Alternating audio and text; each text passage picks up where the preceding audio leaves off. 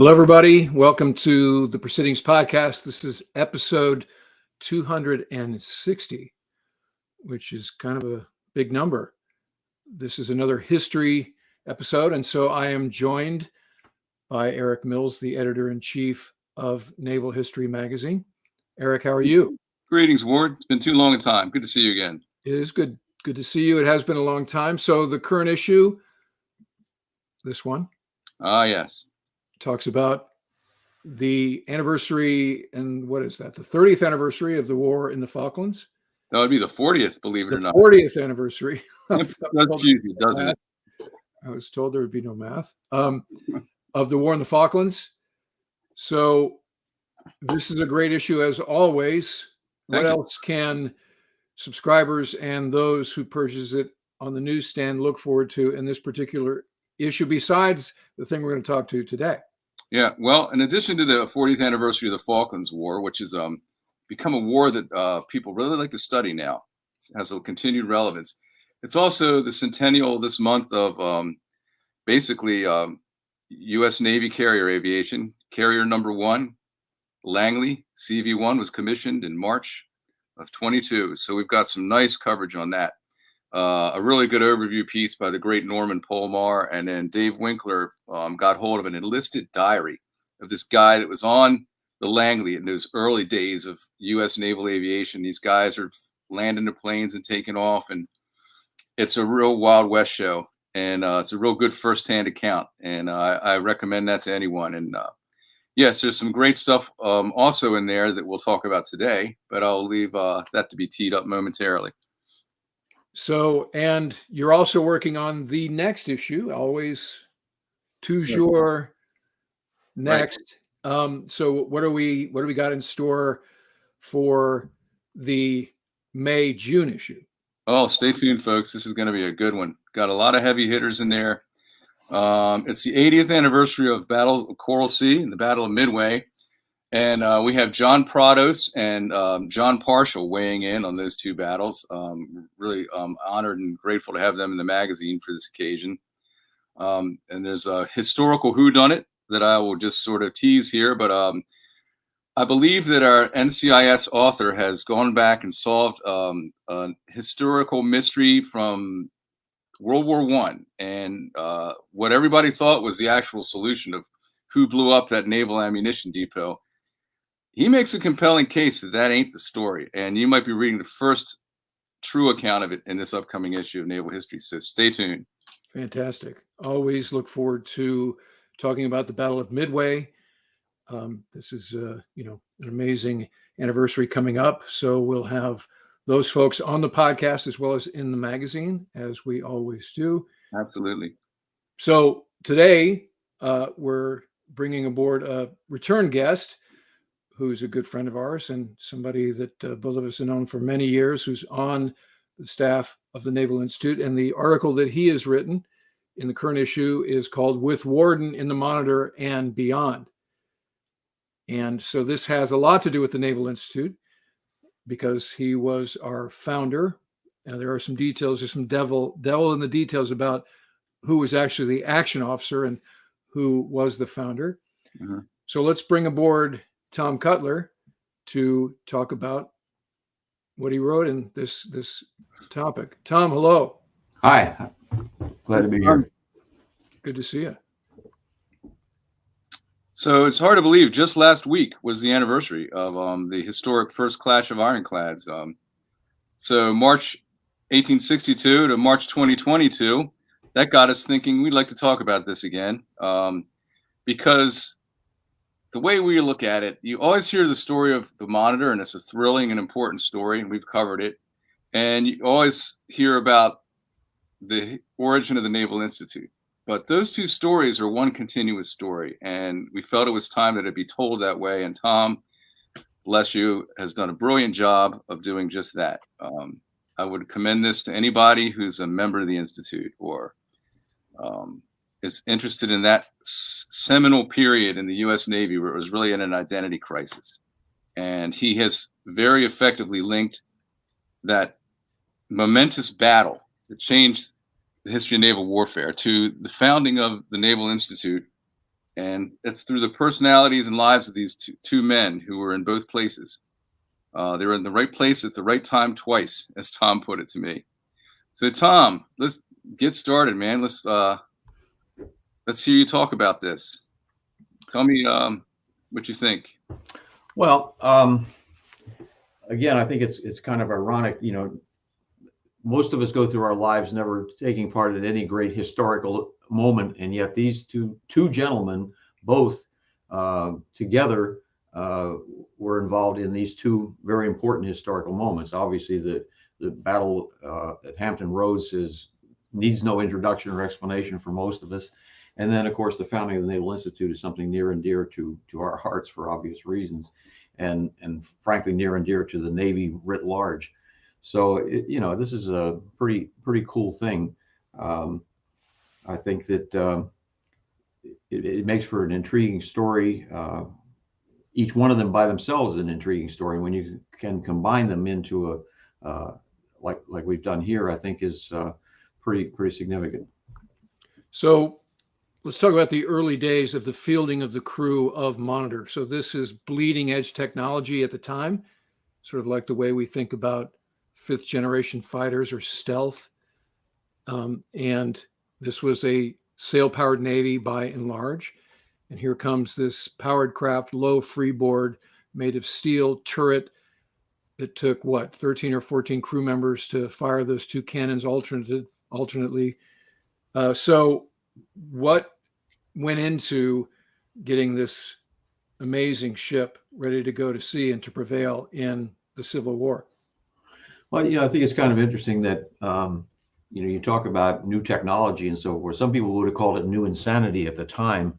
Some of the volunteers who had originally volunteered to serve in the Monitor, when they arrived, several of them said no, and they actually deserted rather than serve in this thing because it looked like it had almost no freeboard. It was this flat vessel with a cheese box, as they described it in the day, on top, and nothing else but a small pilot house projecting above. But otherwise, it just looked like this thing that was virtually had already sunk. So all of the crew quarters and everything else were below the waterline, and this was not terribly intriguing. And especially since some of these young sailors had been recruited. This is early in the war, and some of them had absolutely no sea experience whatsoever. And so you're not only asking them to venture into the realm of the sea and ships and all this strange stuff, but now you're asking them to go into one that just looks totally, you got to be kidding me, was I think the attitude. So I think that says a lot for it. But it was advanced technology. And when you think about it, I mean, we've got a rotating gun mount thing, two cannon in this thing, and it rotates around so that they can train this thing in any direction. This is pretty revolutionary for the time. Used to be cannon were just arrayed along the sides of a ship, sailing ships, and then you've also got the cannon themselves are pretty new technology. Dahlgren was playing a big role, as many of us recognize that name. And then of course she's steam powered. That in itself is amazingly new. So you don't have any sails or anything like that. And that's another thing, by the way, that a lot of the steam powered ships that were being developed at the time still had masts on sails on them as an alternate, because people were so afraid of, not afraid of, but so concerned about this new technology that they wanted a backup system. Well, this thing, of course, had no backup system. It was totally going to depend on these steam engines. So it took a certain amount of courage, I think, to embark on to be part of this crew. So I think something to be said for the people that did not desert and stuck around for it. It shows the exigencies of wartime that a young officer like Samuel Dana Green would be the XO. In normal peacetime, that would have been an oddity. That's true. I mean, he was only 22 years old, and they were desperate for naval officers that went. You got to remember that a bunch of them went south and joined the Confederate Navy. Right. So you've got a much smaller pool of officers to draw from, and therefore you're going to have to change some of your normal selection procedures, and that includes going for the very young, and that's what happened here. So did did they know what the seaworthiness of this craft was? Had there been significant testing before they fielded the crew, or were there learnings after that by Warden and Green and everybody else on board? Yeah, there'd been some limited testing and so forth, but a lot of it was kind of an unknown. I mean, they were not sure how this was going to work. And as I mentioned in the article, as they make their journey south, I mean, they not only just launched this thing for the first time, but she's heading for battle, because the word was out that the Confederates had an ironclad down there in the Virginia Capes area. So she's heading down there, not just for a shakedown cruise, but for her initial combat experience. And as they head down there, they encountered a storm that was pretty frightful, to say the least. They started taking on water, as I mentioned before, this low freeboard of this thing. They started taking on quite a bit of water, and the water was affecting the pumps were run with these leather straps that were used as drive belts or whatever, and they got wet and they started to stretch, and then they failed. So eventually these guys are bailing, literally bailing by hand, bailing the water out as this ship is taking on a considerable amount of water. And and to be honest, having experienced a little bit of combat and also having been seasick before, these guys are really seasick. And to me, that was the worst part of that scared me more than the idea of going into combat, because you're so debilitated when you're seasick. For those of you who ever experienced, you know what I'm talking about. At first you're afraid you're going to die, and then you're afraid you won't. It's just a horrible experience. And to be that debilitated and yet still have to perform under those circumstances is an act of courage, desperation. I don't know how you want to describe it, but I think it really says a lot for the experience. Well, I mean, you can imagine if you're down below on the monitor, you have no reference. You're in this black box, literally in high seas. That just gives me the willies just thinking about it. Yeah. At least if you're on a bridge, you can kind of see outside and kind of, Right. get your bearings. Yeah. To be honest, that's kind of what freaks me out about the Zumwalt class, is how do you see out of that thing? I agree.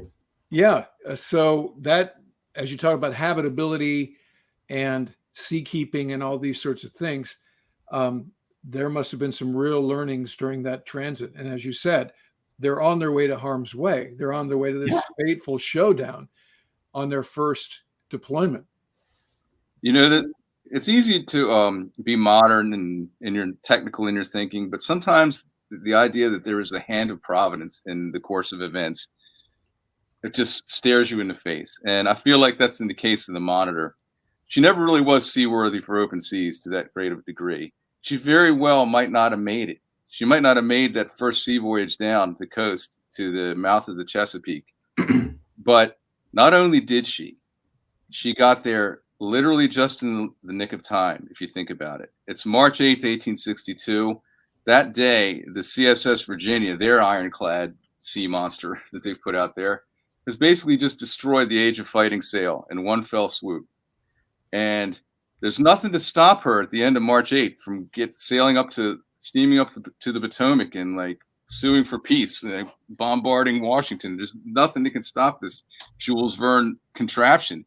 And lo and behold, the Monitor makes her way down there through those seas and gets there just in time to stop it. And you'll talk about the battle here in a minute, but people will debate this to the end of time. Who won? Was it a draw? It doesn't matter, because the only thing the Monitor had to do was bottleneck up the Virginia from doing any more harm.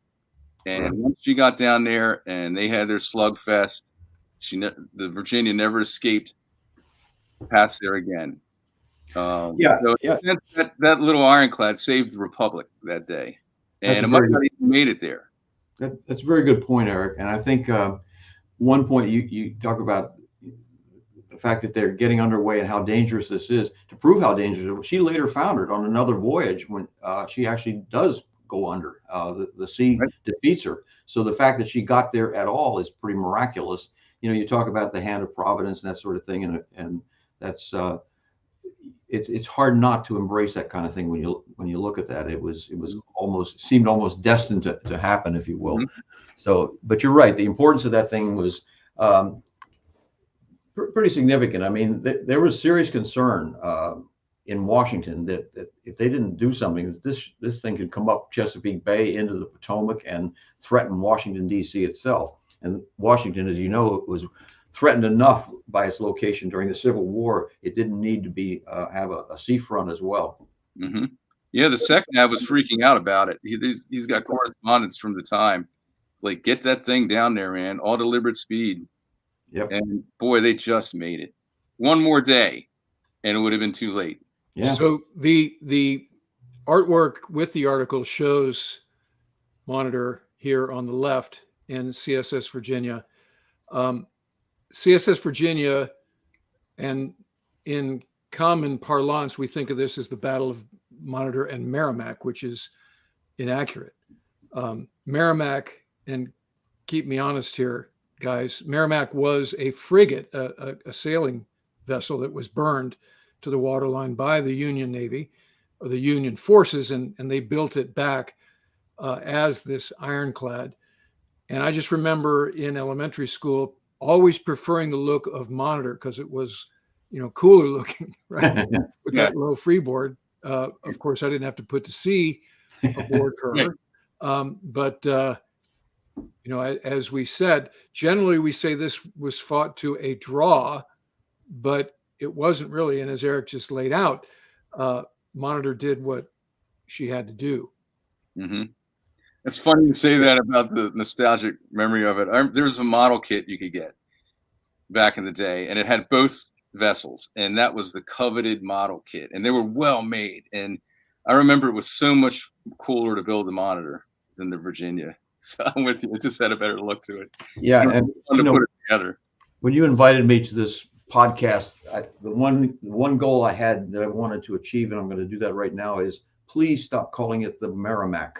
It is the Virginia, the CSS Virginia. Thank you. I know I'm wasting my breath because it will always be the Monitor and the Merrimack in most instances. Even back in the day, they often referred to it in that way. So the title of our painting in your article refers to it as that. Yeah. I mean, it's just one of those things that, history does some strange things sometimes and gets it wrong, and they clearly did in this case. I mean, this ship was the Merrimack when she was a Union ship, but she'd been burned and then rebuilt as this other ship, and it was a Confederate state ship, Virginia. So I mean, I don't think it's honest for Confederate ships, but I do think it's right to have the historical accuracy here. Definitely, they didn't destroy her well enough. They were able to salvage her and that's right.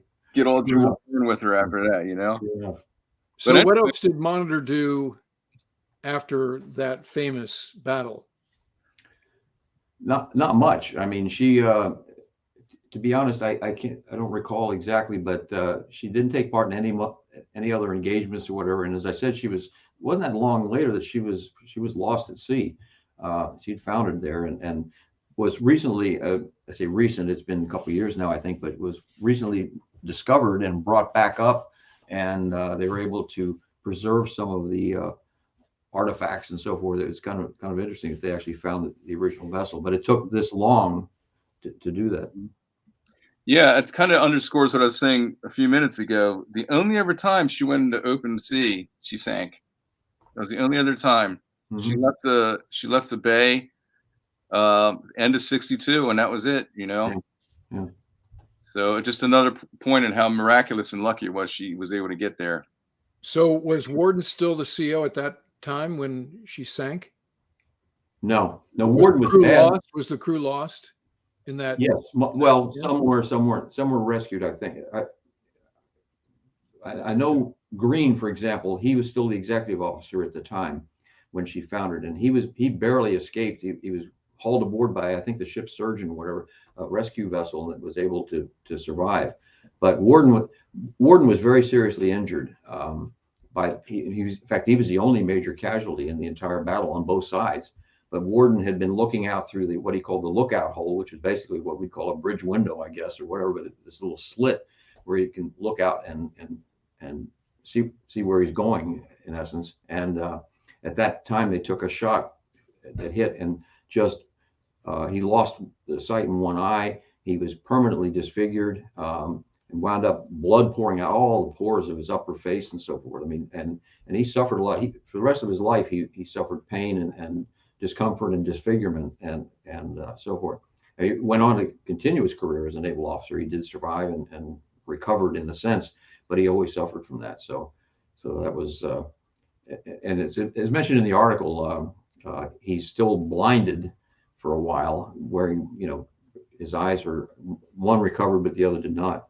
And he's visited by President Lincoln, who comes in and in one of those great moments, and he says something, "Oh, I'm honored, sir, that you came to visit me." And Lincoln says, quite typically and understandably, "I'm the one who's honored to be in your presence," or words to that effect. So it's one of those great moments. So anyway. Yeah, I think Lincoln appreciated the gravity of what they had stopped in its tracks. Sure. That was a nice anecdote to put in there. I like that. Greene has some other interesting connections. We did sort of an offbeat piece last year about the connections between the Navy and the Battle of Gettysburg. And of course, if you remember that article, Samuel Dana Greene's father was instrumental in the Union success in that battle. But watch that podcast for more. There's a podcast for that as well. Commercial. But the connections between all these fellows is so fascinating. And you see a lot of that in that battle, as I'm sure Tom can talk about too. I mean, some of these guys, the commander of the Virginia, I won't belabor this too much, his brother was on one of the ships that he sank, and he knew he was on there, and he burned it. That's the kind of high, emotionally felt patriotism for whichever side you were on they had in those days. It literally was brother against brother. And this is one of those kind of battles where you can see that. Yeah, there's again in the article I mentioned the fact I thought was kind of interesting was that Greene, his roommate at the Naval Academy, was in the other ship at the time, and they were exchanging fire. Right. And they didn't know it at the time, but later on discovered that his roommate, I forget his name, but he called him Butsy. That was his nickname for him. But at any rate, these guys had been roommates at the Naval Academy, and now they're shooting each other some years later. It's not that much later. So that's pretty incredible.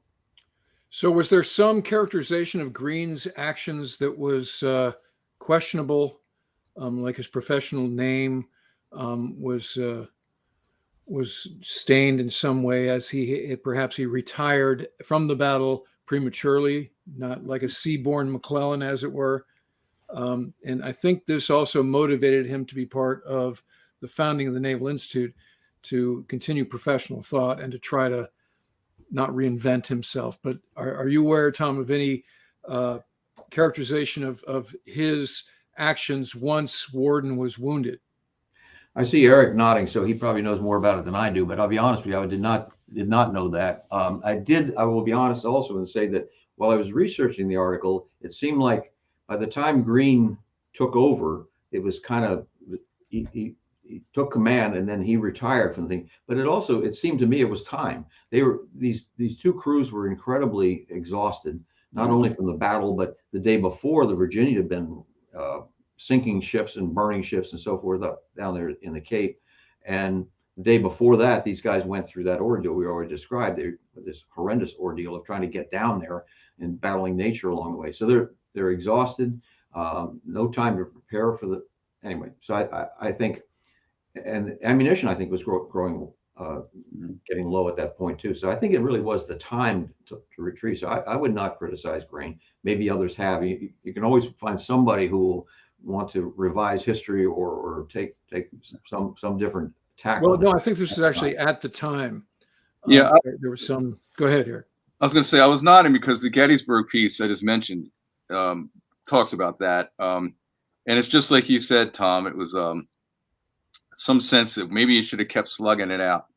Not that it would have changed the outcome any. And he did feel like he had to defend himself in print, and he spent years on that, and it always kind of haunted him. But there's no question that they got into the shallows where the Virginia couldn't get them, and there was just, I mean, all they're doing was like bouncing cannonballs off each other. And Yeah. the Virginia had lost her battering ram, and I mean they were they were both pretty rode hard and put away wet. And Yeah. One of the things I think about in this battle is acoustics. Some of the people on the shore described, when they would exchange broadsides, one guy described it as sounded like pebbles being thrown on a metal barn or that kind of metal roof or something like that. But if you're in these vessels, it's going to be a whole different experience. When you think about these cannonballs are slamming into this thing, and these guys are inside of that echo chamber. I can't even begin to imagine what that must have sounded like. No, Just gunfire is a scary thing by itself. Yeah. Exploding rounds, but when you're, it's just incredible. that round, I'm sorry, Ward, you go ahead. Well, so Warden was really a badass end to end, and that's why we take pride in him as our founder. So you mentioned he was wounded in the battle. He was also a POW at one point. When did that happen? That actually happened early in the war, before all this. He was sent down before the war had actually started. He was sent down to carry some dispatches from I think the Secretary of the Navy. Carry some important dispatches telling them what to do in the event that hostilities commence and that sort of thing. But the war had not started yet, so he's traveling in the South to get to his location with wearing a uniform, and he delivered the dispatches as he accomplished his mission. But on the way back, Fort Sumter comes under fire, hostilities commence, and then he was hauled off the train, I think, and was put in the local county jail and spent the first 7 months of the war as a POW. I mean, he was being incarcerated, not in a POW camp, but in a jail, and that's where he spent the first 7 months. But he was eventually released. There was some negotiation where we got him released and so forth. And that's why he's able to continue on in the war. So our good friend Antonio, good to see you, Antonio, asked, were there any significant tactics derived from this battle since both vessels were so new? I mean, it seems like it was kind of just a barroom brawl, bare knuckle, broadsides, and the first one to flinch or to get tired or withdraw was the loser. And as we've suggested, there wasn't really even a definitive loser, but Monitor accomplished the bottleneck, which was kind of the primary mission of this part of that battle. But as you think about it, Tom, were there any significant tactics that were derived that they leveraged later, maybe not just in ironclads, but in general? Wear ear protection would be one thing. Okay. Was that a thing? Was there? Oh yeah. Have mouse ears back then? Yeah.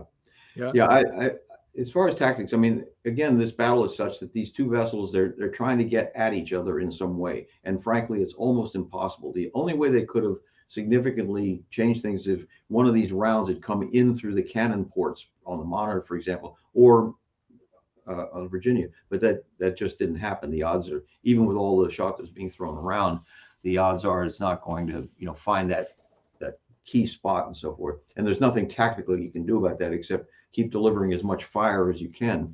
And so, and again, I think that's pretty much it. Some commanders, there's always a question of balancing between weight and armor. How much armor you're going to put on your vessel to protect yourself.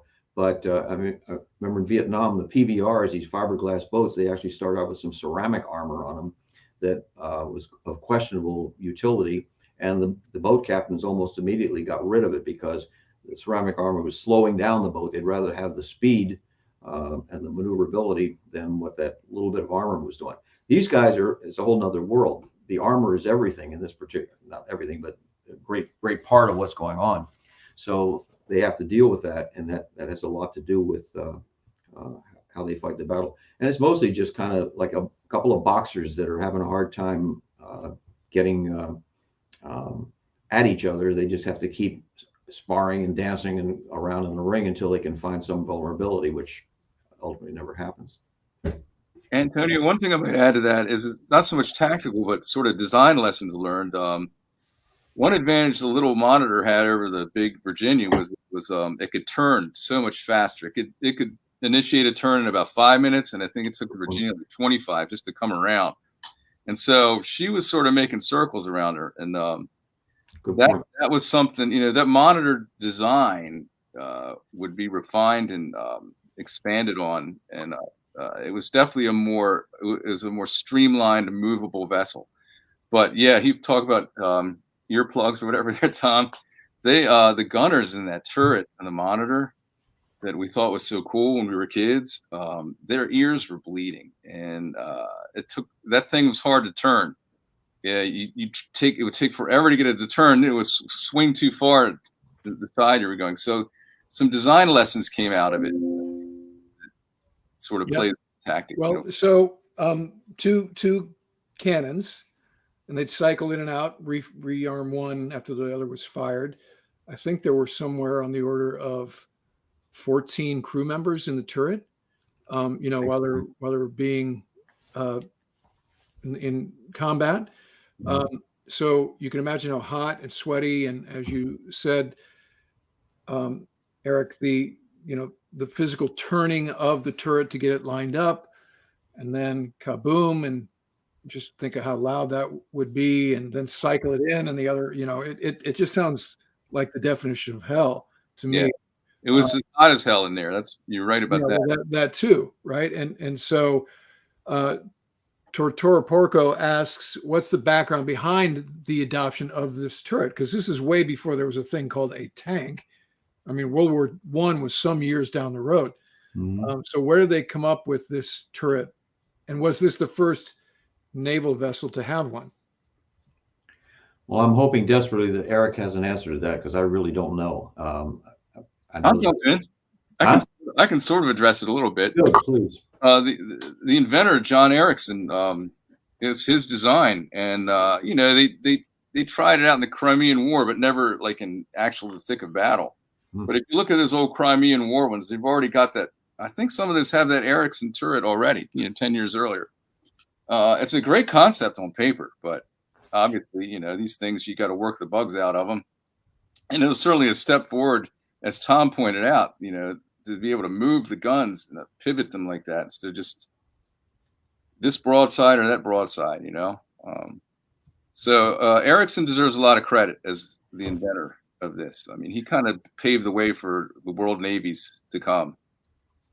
Yeah, one of the advantages of a turret, of course, is that you don't have to maneuver the ship to maneuver the gun. Whereas with the Virginia, all these guns are lined up along the side, and typical, like they would have been on a sailing vessel.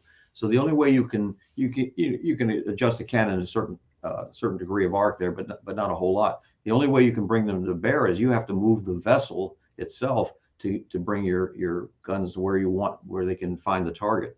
And as you pointed out, Eric, she was not the most maneuverable vessel by a long shot. So it's a real challenge for them to try to bring their guns to bear. Whereas the Monitor, with her increased maneuverability and the fact that she can turn this turret, that makes up for the fact that we're talking about only 2 guns against 5 per side, 10 for the other ship. So it's a trade-off that's probably well made, I think.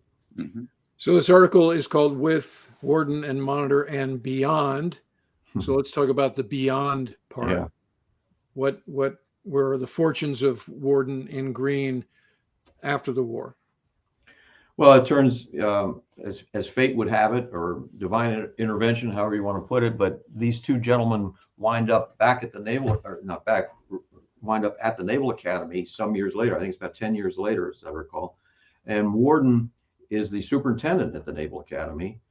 I keep saying Warden. It's actually Warden is the way correct pronunciation, I'm told. But anyway, Warden and Green are there, and Green is the head of the Department of Astronomy, Navigation, and Surveying. Anyway, so they're carrying out their duties to educate midshipmen, but they're among this group of officers teaching there. And at this time, the Navy went into the doldrums after the Civil War. During the Civil War, we built this pretty powerful Navy. I think it was one of the largest in the world at this point.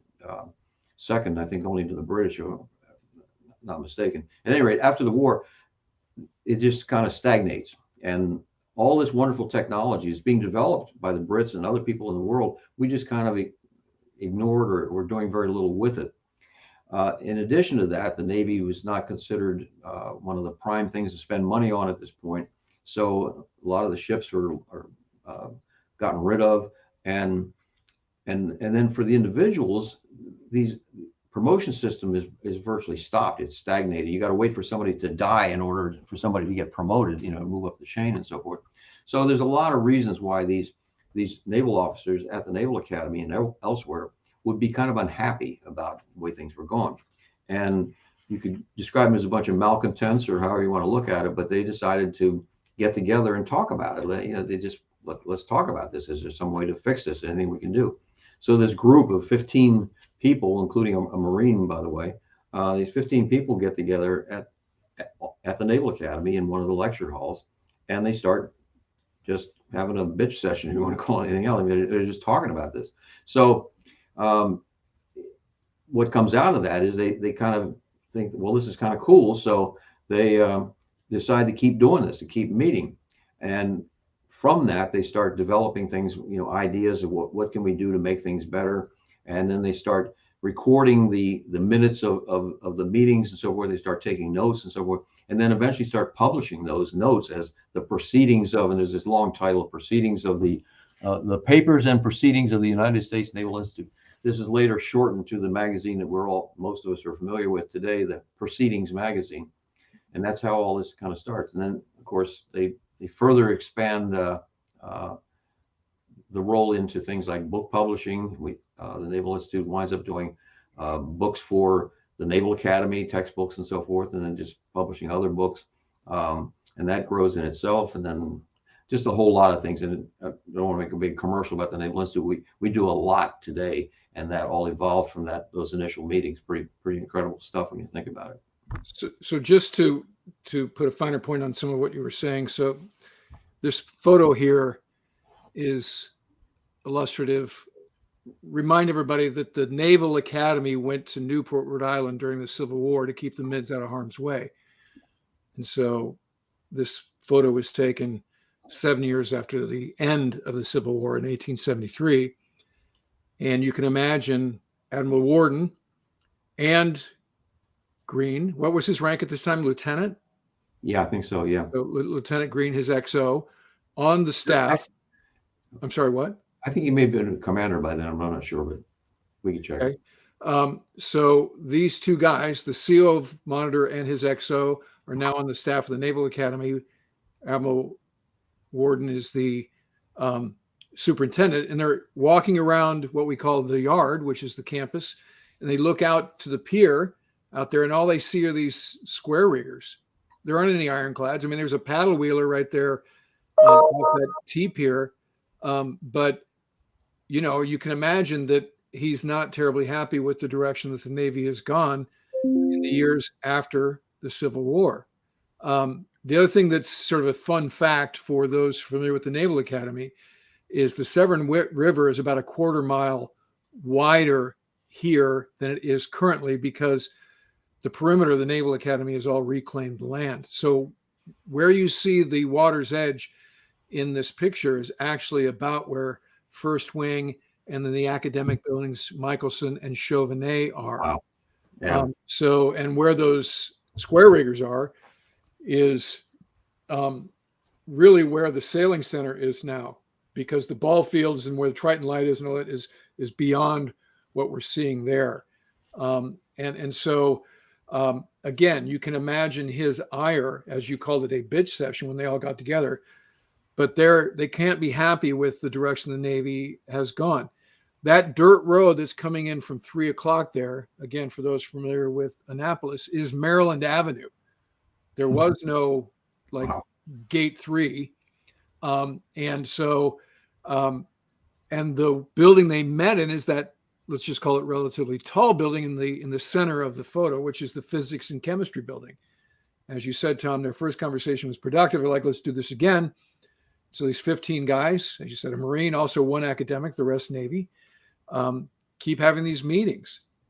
And they start writing the ideas down, and pretty soon they have this periodical. which, is now check me on this as well, depending on who you talk to. I think we lay claim to Proceedings being the second longest running periodical in the United States behind the Atlantic.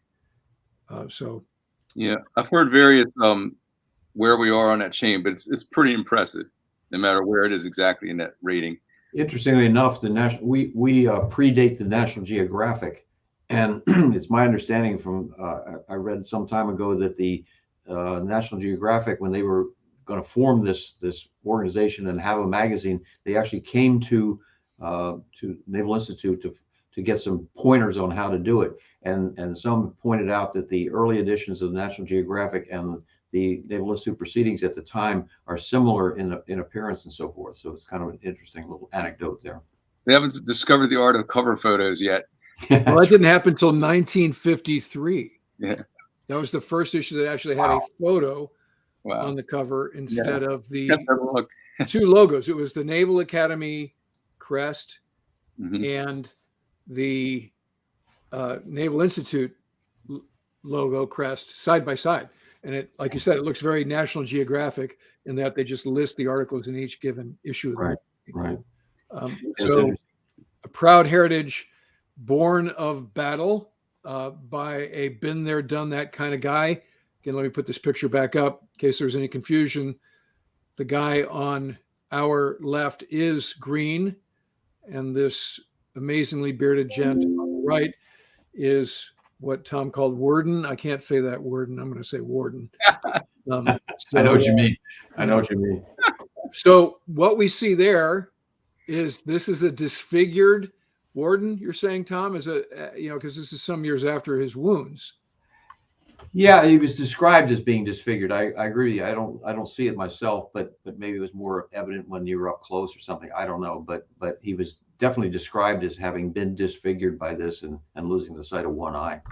Yeah, but again, you can imagine him wandering around in the mids in his presence, and just how he would have exuded this credibility. Yeah. What an amazing time it would have been to be at the Naval Academy. Yeah. Definitely. It's interesting. You mentioned the fact that the Naval Academy moved to Newport, Rhode Island. That's another story in itself, which is fascinating. But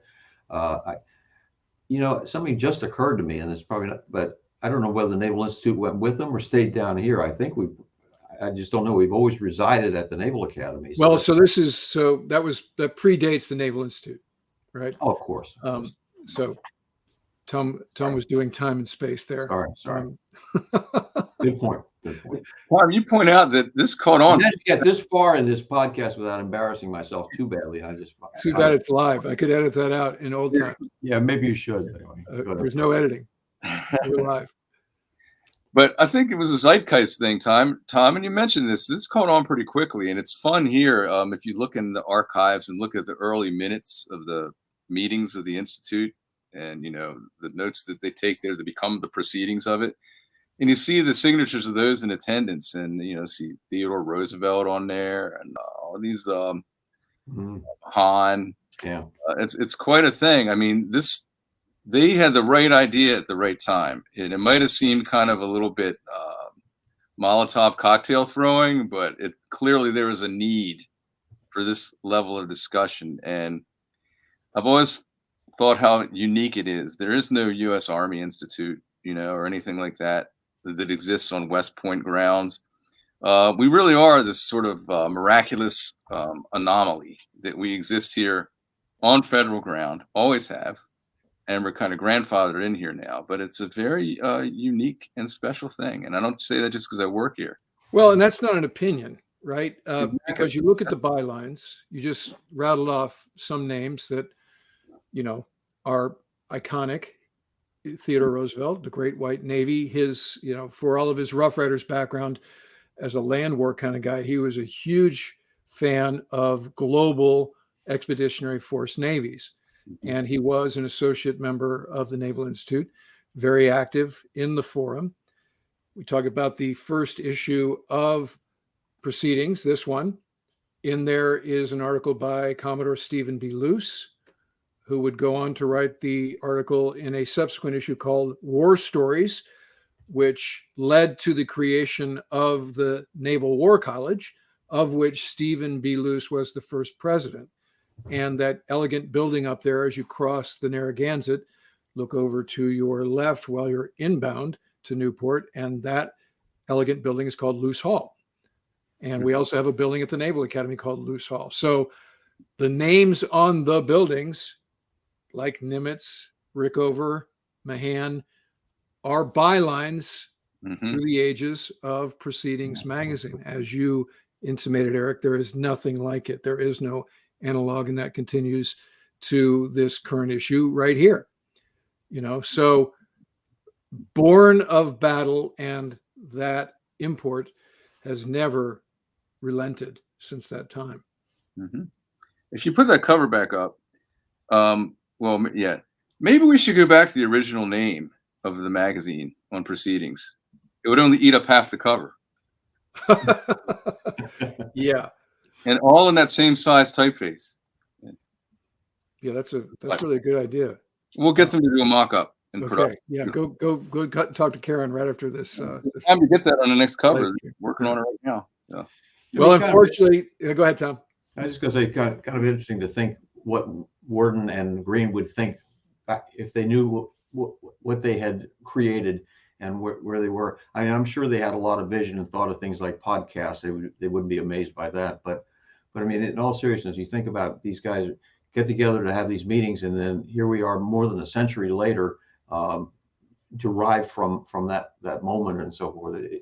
It'd be interesting if they could see what they had wrought, if you will. I mean, that's a cool point. That's a great point. It's a century and a half, and we always talk about in meetings as we're doing product priorities or whatever. We're like Warden's intent, and it wasn't his first idea. Wasn't let's create a print magazine and that'll be the format forever. It was, I want to impact hearts and minds. I want to start to wake people up that this post-war Navy is starting to atrophy, that the threats to the homeland are existential in the form of particularly the Spanish Navy that had designs on the Caribbean and other places. They threatened to stymie our westward expansion and these kinds of things. And so it was the articles in Proceedings, like I just mentioned, that did things like create centers of excellence that still exist, like the Naval War College, Gunnery School.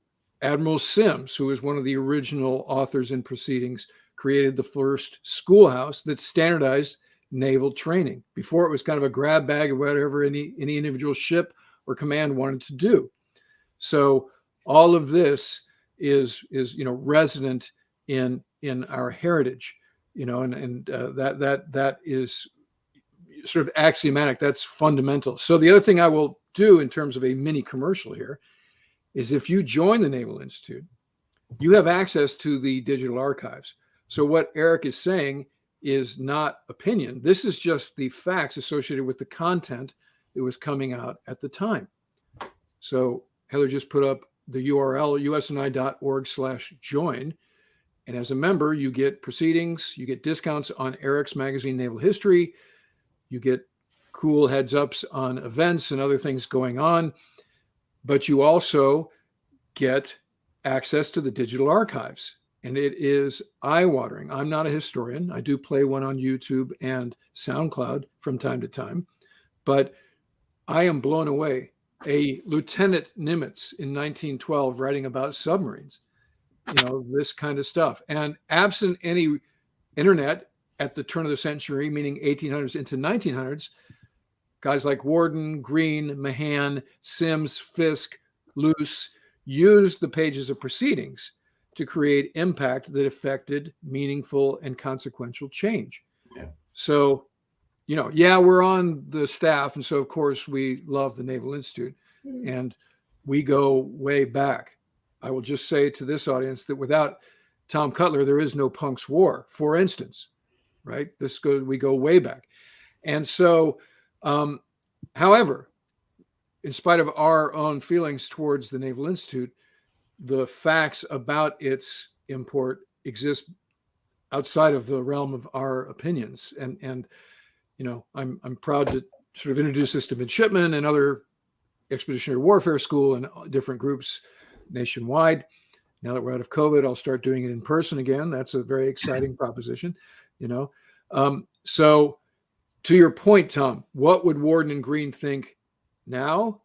I believe they would be the first to say, do not be wedded to a medium, be wedded to impact. And so this is why we're increasingly agile, best in class with our digital look.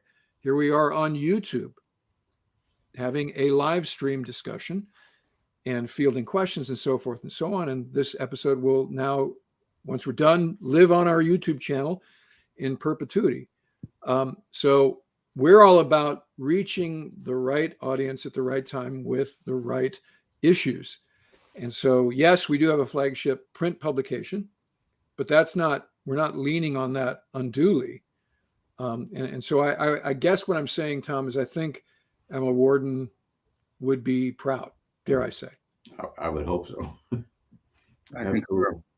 If you think about it, they did embrace other media fairly early on. You know, it's a leap from, well, let's do a magazine of our proceedings to, before you know it, they're publishing books. Right. You And know, the power to convene, as our CEO, Admiral Pete Daly, says, is one of our signature planks. So they would convene town halls, and they would, you know, have different forums on the Hill and around centers of excellence and naval installations and Marine Corps bases. So we've always done what had to be done to affect the outcome that was necessary to create the finest Navy, Marine Corps, and then later Coast Guard possible. And that's what we do to this day. So, Tom, the article, once again, is with Warden and the Monitor and beyond. It's in the current issue of Naval History Magazine on your newsstands now. As always, great to see you, and thanks for joining us for the podcast today. My pleasure. great to see you, Tom. Thank you for a wonderful article. Sure. All right, Eric, another good episode. I look forward to us getting together very soon for another history edition of the Proceedings podcast. More to follow. Absolutely. Sounds good, Ward. We'll see you soon. Well, that'll do it. Remember, victory begins at the Naval Institute. We'll talk to you guys again soon. And once again, Heather put up that URL. If you want to know more about the Naval Institute, if you'd like to join, check out usni.org/join. And a reminder that this podcast and other things are brought to you by the members of the Naval Institute. So thank you to our members for your support and your writings and your attendance to our events. All right, Eric, we'll see you again soon. Sounds good.